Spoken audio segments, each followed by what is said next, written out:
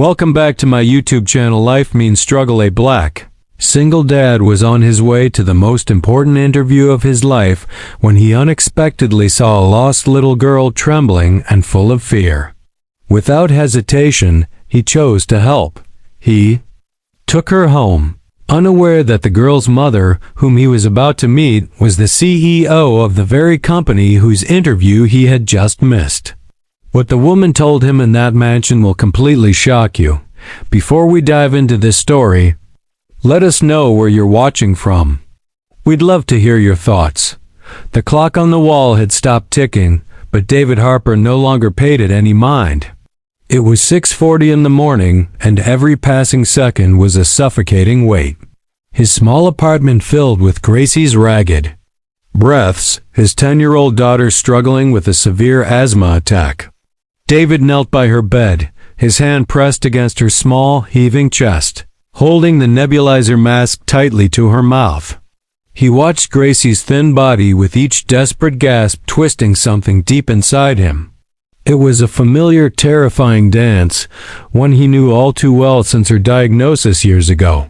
A profound helplessness squeezed him, a constant companion. In his life as a single father trying to make ends meet in a city that seemed to chew up and spit out those like him. "Almost done, my love," he whispered, his voice raw with unspoken fear. Gracie's eyes fluttered open, her face pale, and she weakly gave a thumbs up, a fragile, trusting smile. David forced a smile back, one that didn't reach his tired, dark eyes that had seen too many struggles and too little rest. His only dress shirt, faded but carefully ironed, hung on the back of a chair, a fragile symbol of his one chance today. Aldridge Logistics, the name repeated in his mind like a desperate prayer. This wasn't just a big company. It was a last fortress in a world that had consistently slammed its doors in his face. He'd applied to dozens of places, enduring interview after interview, only to receive the same wary looks and cold shakes of the head when they realized he was a black single father with a sick child. But Aldridge was different. They were known for their diversity, for giving chances, a beacon of fairness in a biased city. Their benefits were almost unbelievable, especially the health insurance comprehensive coverage that Gracie needed more than anything. He had to get this job for Gracie, for her expensive monthly asthma medication that cost more than he made in 2 weeks, for the countless hospital visits that were slowly drowning them in debt. "Daddy, will you get the job?" Gracie asked, her voice thin but her eyes bright blue and full of innocence looked straight into his, heartbreakingly fragile. "That's the plan, my love," David said, swallowing, his throat suddenly dry. He tried to project a strength he barely felt. "Then can we buy the blue cake from the store?" Gracie asked again, a faint spark of hope in her eyes. David nodded, his heart heavy with the weight of her simple wish. "If it goes well, we'll buy a really big one, bright blue." He knew he had to be strong, a steady pillar, a solid rock for her to lean on, even when he felt like crumbling. He clutched his old dog-eared job application folder under his arm, the worn edges a testament to his persistent struggle, and slipped on his equally worn-out shoes. He glanced at the small framed photo of Gracie's mother on the bedside table, a quick silent prayer.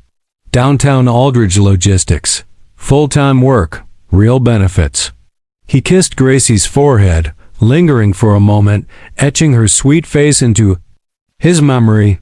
"Stay inside, okay? I'll call you when I get home." Gracie nodded, already picking up her crayon. "I'll draw you something for good luck." David smiled a bitter, weary smile. "Your mom's drawing always brought me luck." He whispered a quick goodbye and hurried down the stairs, each step echoing the urgency of his mission. It was 7:15 in the morning.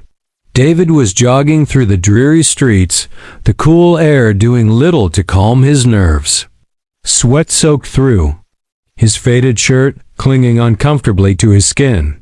The city blurred past him, run-down storefronts and grimy alleys, familiar sights that now seemed strangely distant in his rush. By 7:30, he was on the bus, packed among sleepy commuters, his lips silently rehearsing his answers for the interview, trying to mentally escape the crushing reality of their situation. When the bus screeched to a halt at the corner of 9th and Elm, David stepped out into the humid morning heat. Aldridge Logistics, a towering glass and steel monument to corporate power, was still 7 blocks away. It was 8:45, 15 minutes early for his interview. He breathed a sigh of relief, a brief flicker of hope, and continued walking, his steps firmer now, his chest filled with a fragile yet determined optimism. He was a black man with an iron will forged in the crucible of hardship. Not easily defeated, he would make this work. Then he heard it, a discordant, sharp sound that cut through the low hum of urban noise. The unmistakable, heart-wrenching sob of a child. David stopped dead in his tracks. He saw a small girl, no older than 6, huddled alone on a public bench, her tiny hands covering her face. Her whole body trembled with desperate, quiet cries. People flowed past her, a stream of hurried, indifferent faces, businessmen in sharp suits, mothers pushing strollers, students with backpacks. No one stopped. David's pace slowed, each step a fierce internal struggle. His crumpled job application felt heavy under his arm, a physical manifestation of everything he was risking. He looked at the towering Aldridge Logistics building, then back at the small, pitiable girl. His entire future, Gracie's future, hinged on those next 15 minutes. This was the hardest choice of his life. Not now. Not today. This is my only chance. Gracie depends on me, he told himself, willing his legs to keep moving, to let someone else help, but no one did. The sight tore at David's heart, awakening a deep primal fear. The raw, painful memory of Gracie getting lost in a crowded store. Years ago, her terrified face etched forever in his mind surged back. That pain, that visceral terror, was stronger than any logic, stronger than any career. Opportunity. He wouldn't leave this child alone. His feet moved on their own, guided by an invisible force. He walked slowly, deliberately toward the crying girl. "Hello," he said softly, his voice gentle. "Are you okay?" The girl, startled, looked up, her blue eyes drenched in tears. "I don't know where my driver went," she whispered, her voice barely audible. David knelt, bringing himself to her level. "I understand. I'd be scared too. What's your name, Ellie?" "I'm David. I just want to help you. Do you know your address?" Ellie nodded, her small head bobbing. "Great. We'll figure this out together." Ellie hesitated for a moment, then, with a heartbreaking display of trust, extended a tiny hand. David gently took it, his large, calloused hand engulfing her small one. His job application was now hopelessly crumpled, but he didn't care. He didn't look at his watch anymore. He knew he was sacrificing everything, but a deeper, more fundamental part of him knew this was the only path he could take. He and Ellie, two strangers, held hands, walking together through the hurried city. Life, one small act of kindness against the indifference of the world. They had walked about half a mile, turning onto Hanover Place, a street lined with sprawling, elegant houses. David felt a prickling sensation, a sense of being watched. At the grand ornate gate of the largest house, a stern-faced security guard in a crisp navy blue suit stood blocking the way, his eyes full of suspicion. "May I help you, sir?" he asked, his tone flat. "This little girl is looking for her house. She said she lives here," David replied, keeping his voice calm and even. The guard's eyes narrowed, sweeping over David's faded shirt and lingering on his dark skin.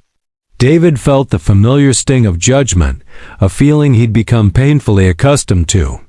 "This is my house," Ellie confirmed, her small voice surprisingly firm.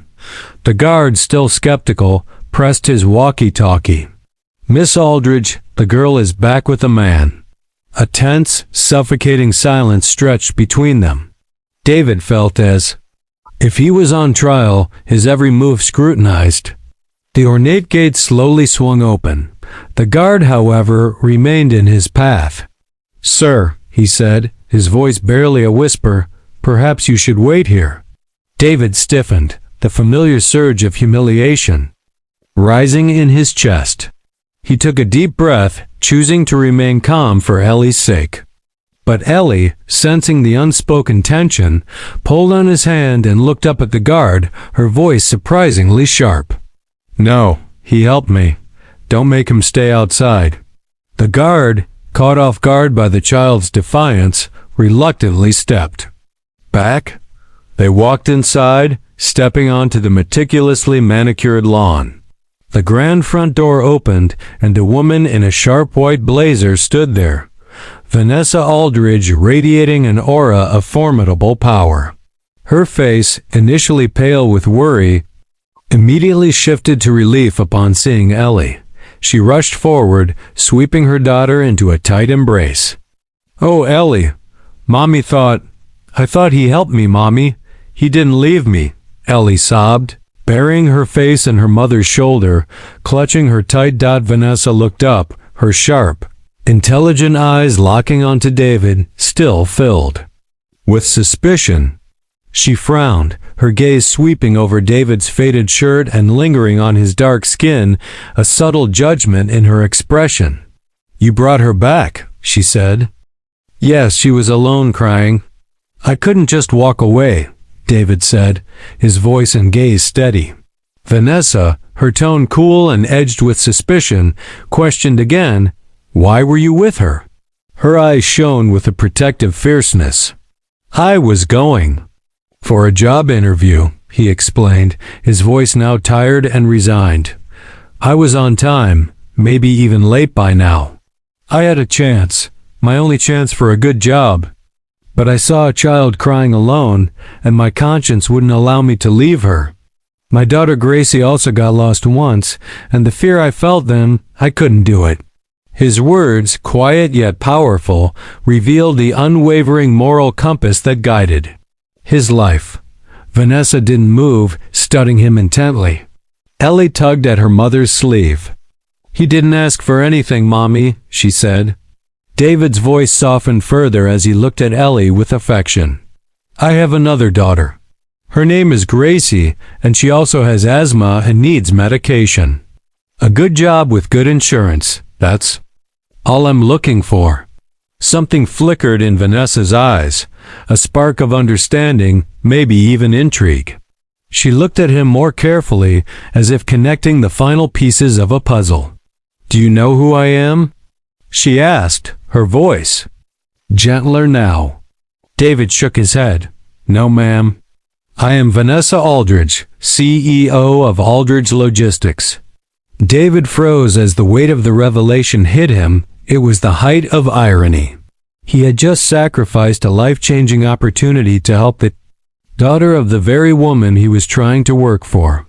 "I was going to your building for an interview logistics coordinator," he stammered, crushed by the realization of a missed chance. Vanessa slowly nodded, then pulled out a crisp wad of cash and extended it to David. "Here is to thank you, Mr. Harper, for your time and kindness." David gently pushed her hand back. "No need, ma'am. I didn't do it for money." His pride, though battered, remained intact.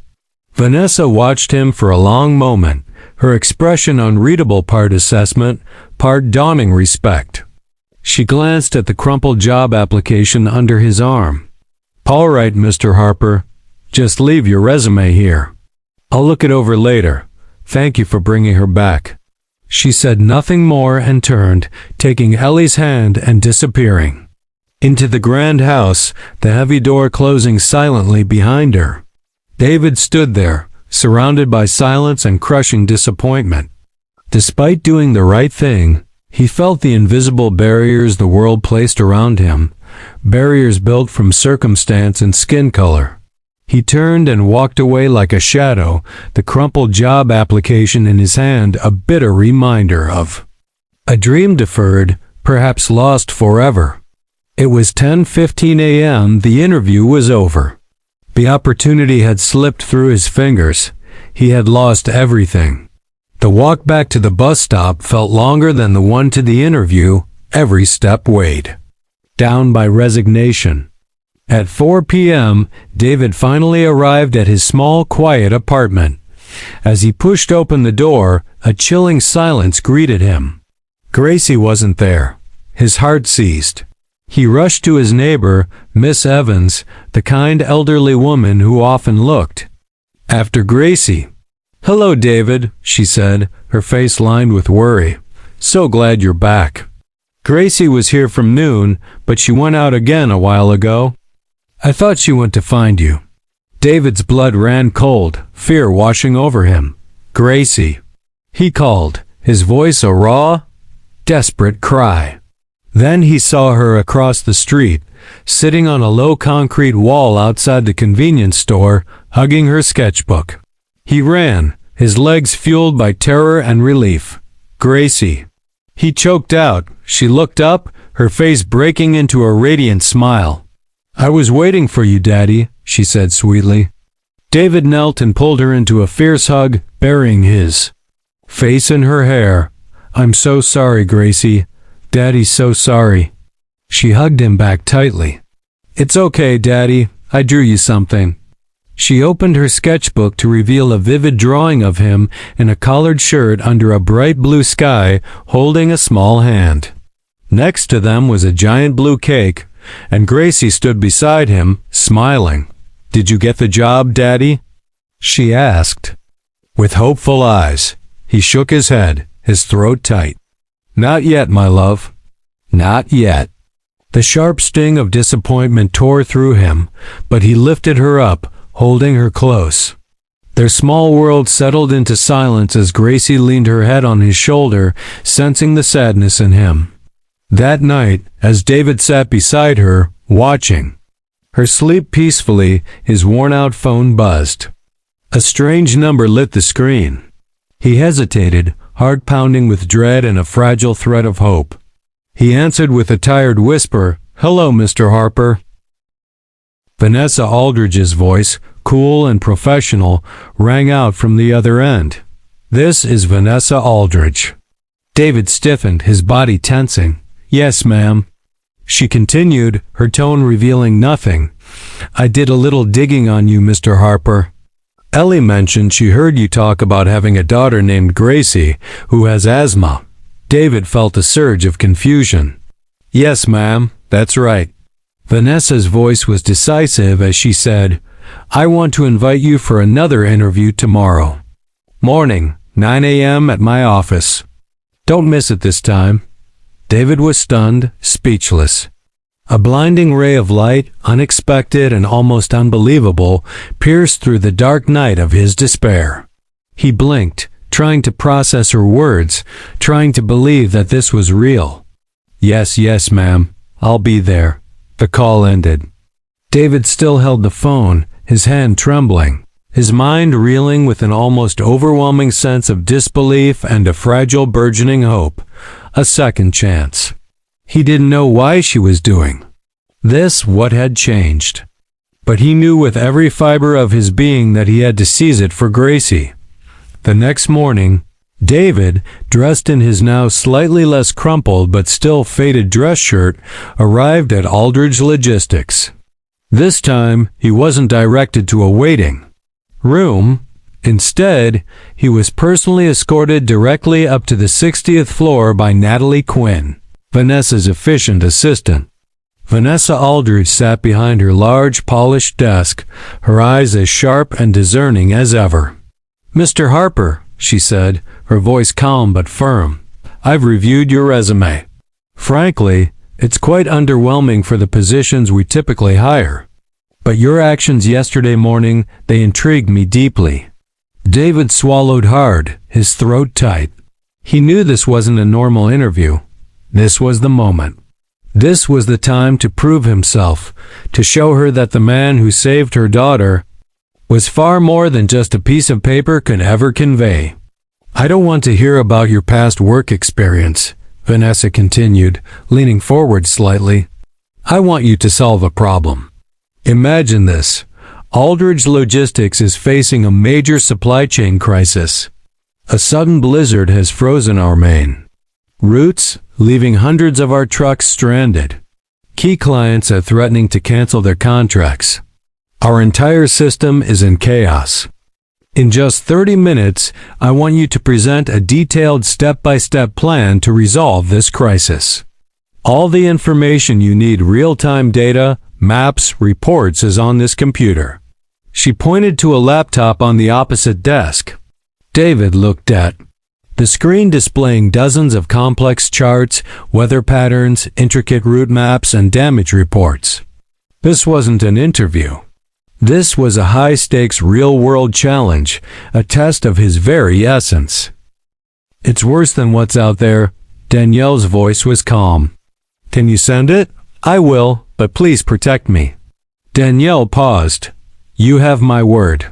But what Isabel sent would shift the conversation entirely and force people to confront the ugly part of policing that rarely makes it past the red and blue lights. The audio file Isabel Mara sent came through late that night. Danielle opened the message from her laptop, sitting in the quiet of her living room. She wore a loose hoodie and leggings, hair pulled up, face bare.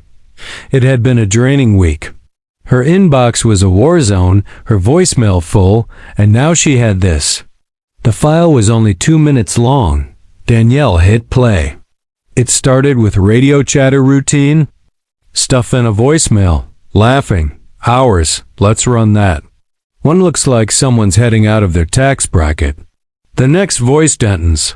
Bet she's headed home from court, feeling all important. Then Drew, watch her try to lecture us. These types always do. Got that smug look like they're the exception. Danielle sat very still. Then the kicker. She's black, wearing a suit, driving an Audi. That's bingo. She paused. The audio.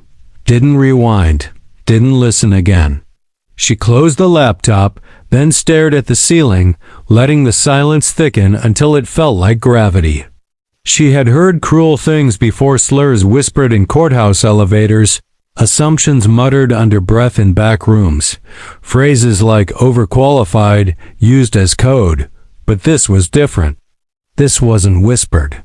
It was systemic, casual, unchallenged. The next morning, Danielle stood in her bathroom mirror applying a soft coat of foundation.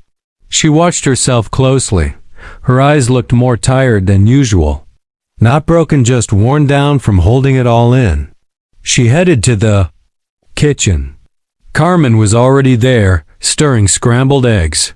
The radio played quietly in the background. You get any sleep? Her mother asked without turning around. Danielle shook her head, poured coffee. Not much. Carmen looked over. That woman, the cop, the one who sent you the file, do you trust her? She didn't have to reach out. Carmen plated the eggs and sat down. So what are you going to do with it? Danielle didn't answer right away. She sipped her coffee.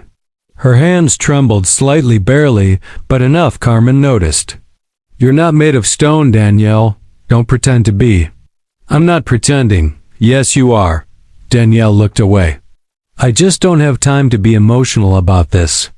Carmen leaned forward. That's not strength. That's survival. And you've been surviving for too damn long. Danielle didn't say anything. She just let the words hang between them. Later that day, she met with Isabel in person.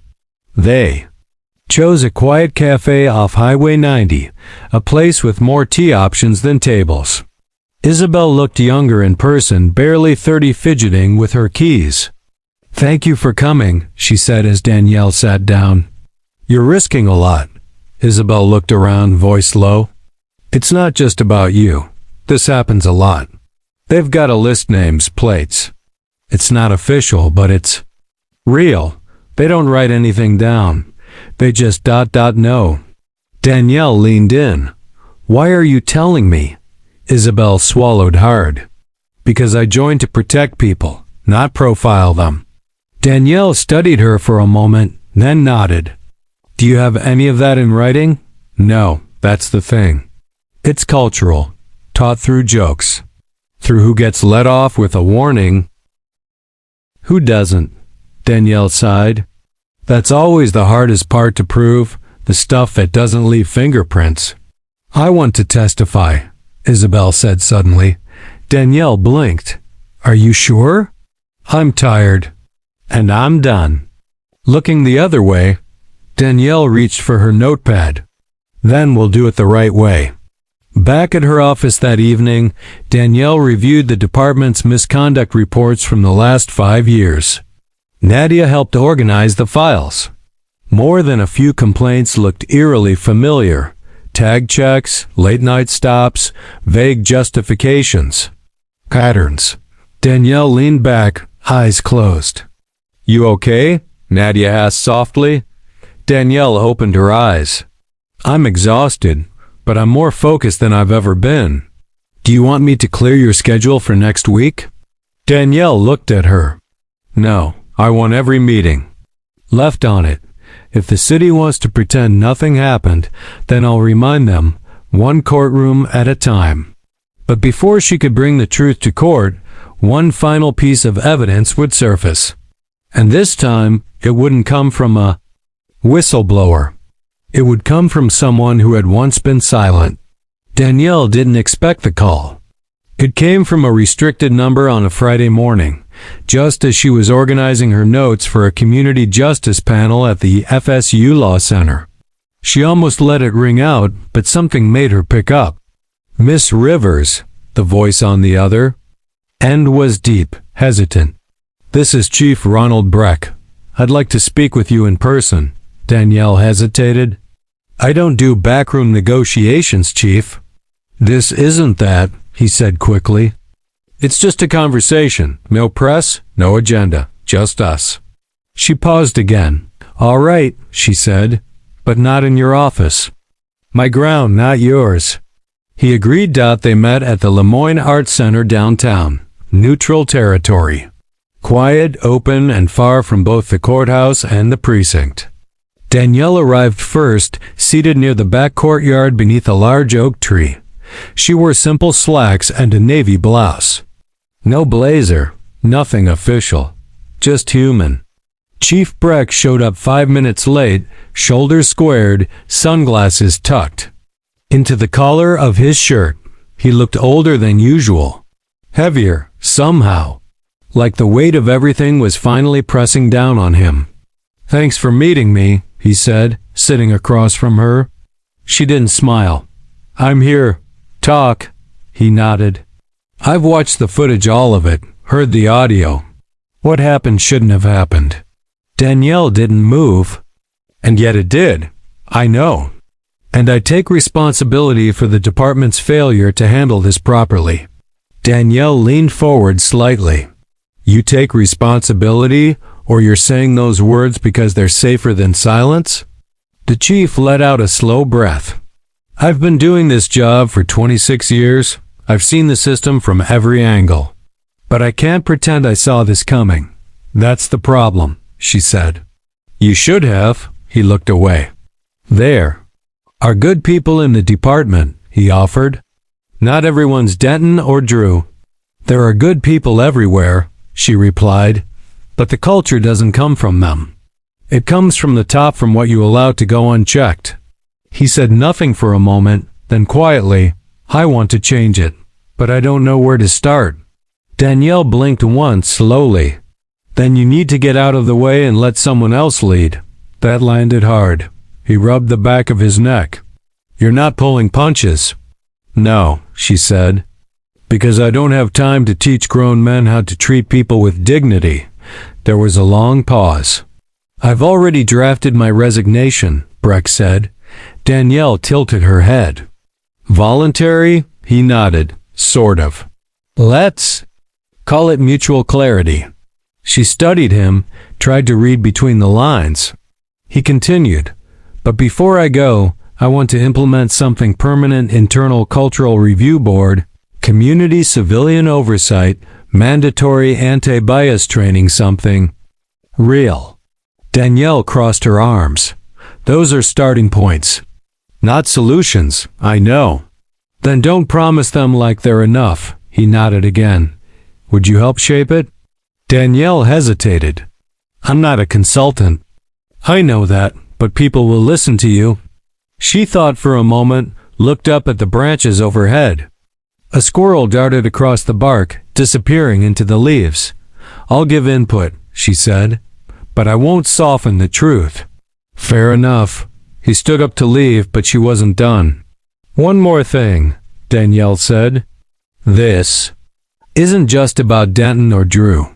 This is about every name that never made the news. Every person who didn't have a badge or a title. This, what you're trying to do, won't matter unless it touches them. Breck swallowed, then gave a small nod. I hear you. As he walked away, Danielle sat alone for a while. She didn't feel triumphant, not even relieved. She just felt still. Back at the office, Nadia met her at the door. There's something you need to see. Danielle followed her inside. Nadia handed her a printout and email. It was from Officer Casey Drew. Short, handwritten. Attached was a digital copy of a sworn statement. Danielle read the first line aloud. I, Officer Drew, acknowledge that during the stop on August 1st, my behavior and language were unprofessional and driven by assumptions not grounded in any evidence. She stopped reading. Nadia whispered. He came forward. Danielle sat down, hands resting in her lap. The tension in her chest began to loosen, but only slightly. With 2 officers exposed and a department leader stepping down, the city had run out of excuses. And Danielle had one last thing to say. The statement from Officer Casey Drew hit the media like a lightning bolt. It was full, signed, notarized, no denials, no clever phrasing. Just accountability. He admitted profiling Danielle. Admitted joking about her appearance and car. Admitted pulling her over because she didn't look like someone who should be driving a vehicle like that in that part of town. Danielle read those words in her office, back straight, hand steady, face blank. Theo called minutes later. You saw it? She nodded, even though he couldn't see her. I did. I haven't seen something like this in maybe ever. Danielle stayed quiet. Theo went on. Word is he didn't clear it with his union. Just walked into legal affairs this morning and said he couldn't sit with it anymore. What changed? She asked. Your interview, Isabel coming forward, and Breck resigning. Danielle blinked. So it took a whole cascade of pressure for one man to admit what was already on camera. Still, Theo said, a crack in the wall is still a crack. That same afternoon, Isabel Mara sent Danielle a follow-up message. Subject: You should know this. In the body of the email was a compiled list of all internal complaints filed over the last 4 years within the TPD, publicly redacted but internally archived. Most had been closed without investigation. Danielle opened it. Names. Dates. Offenses ranging from excessive force to suspicious tag stops. In over 60% of those cases, the names of the complainants were Black or Latino drivers. The locations of the stops? Consistently in 3 neighborhoods: Saxon Heights, Old Town, and Lakeside. Danielle pushed her chair back and stood. This was no longer just about her. She scheduled a press conference.